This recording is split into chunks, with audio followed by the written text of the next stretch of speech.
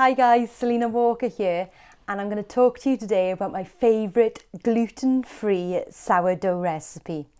Now, I've been gluten-free for a long time, over probably maybe over 10 years, something like that anyway, very long time. And as many of you know, if you've gone gluten-free or taken a break from gluten, the be-all and end-all is bread. And when I didn't eat gluten, I loved sourdough bread. We used to make sourdough bread and it was just delicious. That fermented flavour was amazing. So I've been searching for ages for a really good gluten-free sourdough recipe. And because we've now in our house and we're out to the caravan, we've been building this house for 6 years. It's a long time coming. And now I've got an oven. I thought this winter I am going to crack the gluten-free sourdough recipe. But the one thing was I didn't want it to be complicated, because you see so many gluten-free recipes and some of them have got like 10 different flours, binders, gums, all kinds of things. And I'm thinking, is nature that complicated? You know, when I used to make bread, it was flour, water and salt. And I was looking for something like that. And I tell you what, I found it. So I searched online, and I used a mixture of what other people have done and thought about trying different things. At the moment, I am loving this buckwheat sourdough recipe. So I wanted to share it with you. Now I'm making this recipe. I just forgot to get this out, so I just reached down in this baking tin here. So this baking tin is a good size loaf tin. I should probably measure it. When I come back at the second part of the video, when I show you the next step, I'll bring my measuring tape. I'm never as planned and organised as I think I am for these, but the good thing about this is it's going to be in a few parts so I can show you later. So this recipe, all you need is buckwheat, water and salt. And a bit of time. As you know, with any sourdough, you've got to leave it. So this is the first part. I've just come in this evening and realised we've got about half a loaf left. So I thought before I sit down and chill out after planting a pile of trees, I'm going to start the first part of the sourdough recipe, and I thought I'd share it with you guys. So simply, I've got my buckwheat here. And for those of you that haven't seen buckwheat before, hopefully you can see that to the camera. Buckwheat is a bit like it's triangular shape or pyramid shape grains. Now it's called a grain, but it's not actually a grain. It's what we call a pseudo grain, because it doesn't grow on grasses like other grains do, such as oats or wheat. It's classed as a pseudo grain because it's actually, those little things there are actually seeds. And they can be grown here in the UK. In fact, lots of people use them for green manures. And as you know, I love to experiment. So very soon I'm going to be experimenting with growing this as a green manure, and then seeing how hard it is to grow into the grain. Now that isn't usually the problem. The problem is the threshing. So if any of you have grown buckwheat and harvested it, let me know in the comments below, because I love to know how you got on. So back to the recipe. So I've got my bag of buckwheat here. I tend to buy it in bulk. And all I'm simply going to do, I love recipes with cups because you don't need to get the weighing scales out. So I'm simply going to do 2.5 cups in the bowl. 1, and I'm not being exact, as you can see, 2, roughly half. And then all I'm simply going to do is pour some water on top until it's well covering the grain, and then leave it. It's that simple. So what I will do now is this: I'll leave it for about 12 to 24 hours until the grain has started to swell, and just check it every so often to make sure that it does need a bit more water, because you'll be amazed how much those grains actually swell. And remember, I'm calling it grains, but it's that pseudo grain. It's a seed, really. I should be calling it a seed. So those little seeds swell a lot. So just keep checking in, but you can pretty much, if you fill the bowl as much as you can with water, obviously not too much that it's going to overspill, and then just leave it for between 12 and 24 hours, depending on the heat in where you're living. So I'm just going to leave this now overnight. I don't tend to time it. I will just leave it now overnight. It's about 5 o'clock here in the evening. And then tomorrow morning when I get up, I shall do the next part and I shall share that with you. So I'll see you in the morning. So it's the next day and the buckwheat has been soaking. It's probably been more like 24 hours because it was really grey here this morning, and even though it doesn't take much electricity to use my hand blender, I wanted to wait until a bit later, and as I said, it can soak for 12 to 24 hours. So all you need to do now, all I'm going to do is I'm going to drain this, and it will be, when you drain it, I'm not sure if you'll be able to see that, but it's quite slimy in some respects, the water is, so I always give it a good tap. Try and get as much of the excess out as possible, because what you're basically doing by sprouting it, you're making it alive again, because there's a seed. You go and wake up and you're getting rid of some of the phytic acid. Now buckwheat is quite low in phytic acid as far as pseudo grains go, but it just makes it better for your digestive system. So once I've got lots of that out, all I'm simply going to do is I'm going to put it back in the bowl, hopefully without tipping too much. That wasn't too bad. And then all I'm simply going to need in this bowl, a cup of water. And you might be thinking, why are you adding water if you've just drained the water off? Well, you don't want to use that water because it's got all the phytic acids in it. It's got all the substance that's leached out of it while it's been soaking to make it alive. All that dormant substance that can sometimes irritate your gut. So always fresh water. And then I'm going to put in 2 teaspoons of salt. And that's it, that's your recipe. So all we've got in this bowl is we've got our 2.5 cups of buckwheat that we've soaked overnight and drained, an extra cup of water and 2 teaspoons of salt. And now what we're going to do is we're going to whiz this up and then let it ferment. And it's great because you're using the whole grain. So my little stick blender here, as you can see, it's been well used. Lots of turmeric and chocolate stains on the end there. And I find this is best to whiz it up. You can try it in whatever blender you got, but this works best for me. So loud noise coming up, and mine groans a bit because it's a bit old. But I'm just going to whiz it round.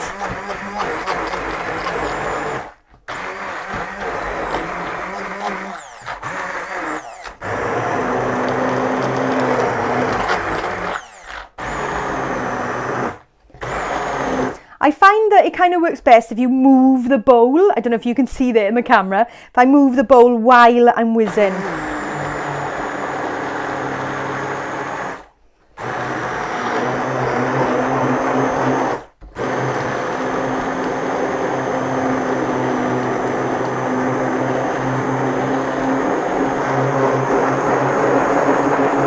You're aiming to keep whizzing until some of the grains will stay whole, that's the reality of it, but it becomes like a very thick batter, and you want to keep whizzing until it's generally whizzed up. But because you've been soaking those grains, whichever grains stay whole, they'll end up being quite squishy. So I'm going to keep going.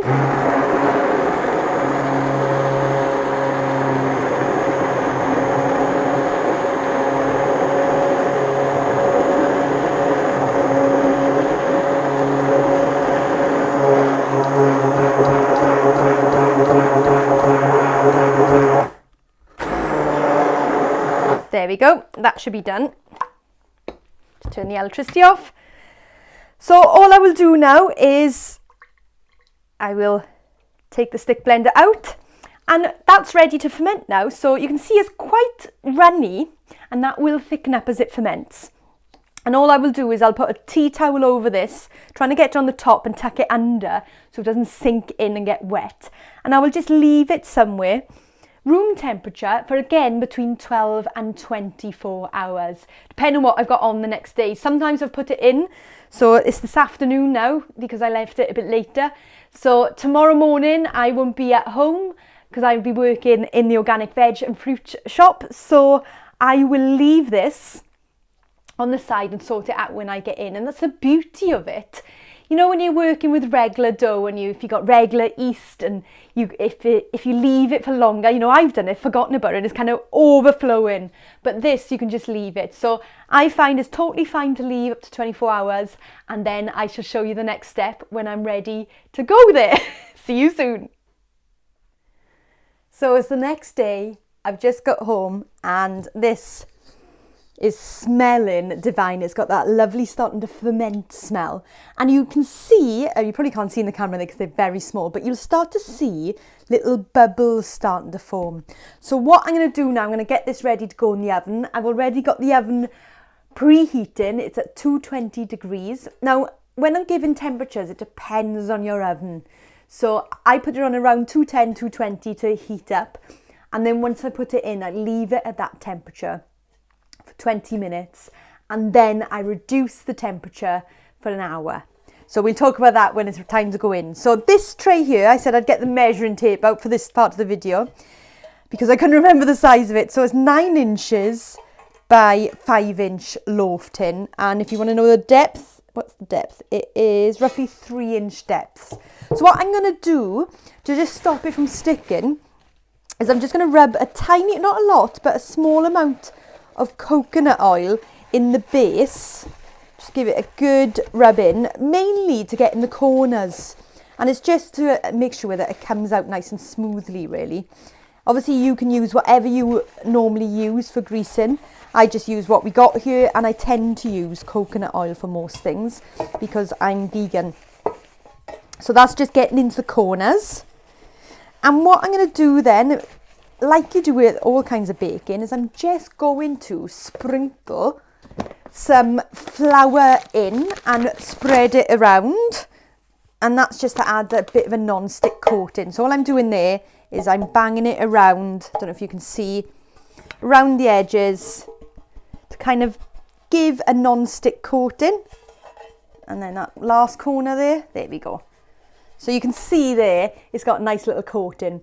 Now what I'm going to do is I'm just going to, if I pull that forward, you might be able to see. I'm just going to pour this in, and I find it works better if you've got like a silicone flat spatula to really go around the edges. So I'm going to pour that in, and you can see it simply scoops in. Just scrape it to make sure I got all the goodness. The stuff right on the edges, even though I've had this covered, does sometimes start to dry out, particularly in the winter months because we've got the wood burner going, so it's nice and dry in here.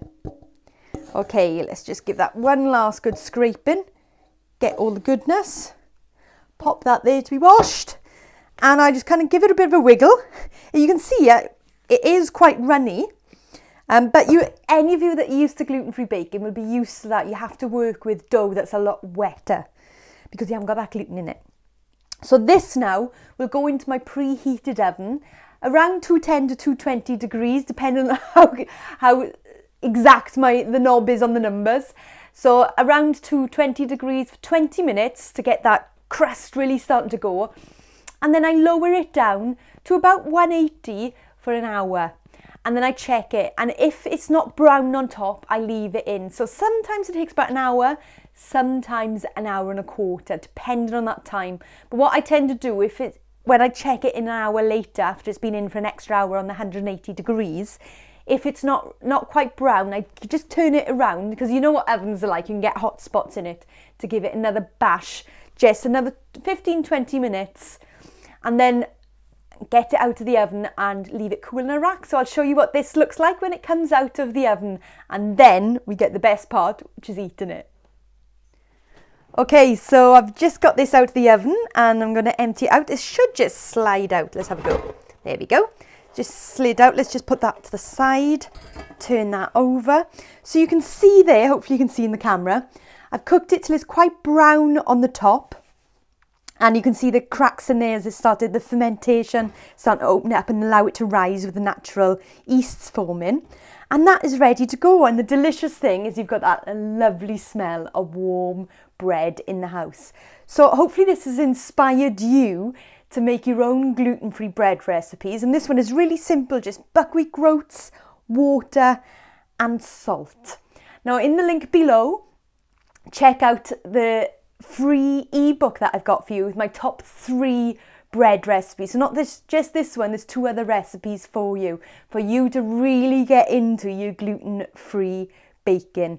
Now this isn't going to last long because it's warm, I can smell it, I'm going to be demolishing this soon, But what you'll find is as it goes on for a couple of days, it changes texture, and that happens a lot with gluten-free baking. So when I cut into this, it will look very bread-like. Actually, let's press pause and let's get the bread knife. So back with the bread knife. I'm going to cut into this now just to show you what the inside looks like. Now it might break apart because it's really warm. So I'm just holding it on the sides while I cut it. But you can see the steam rising from it. It looks very bread-like on the inside. And it does change texture over the days. So if any of you have had those sprouted breads, it goes very similar to that, but it makes amazing toast.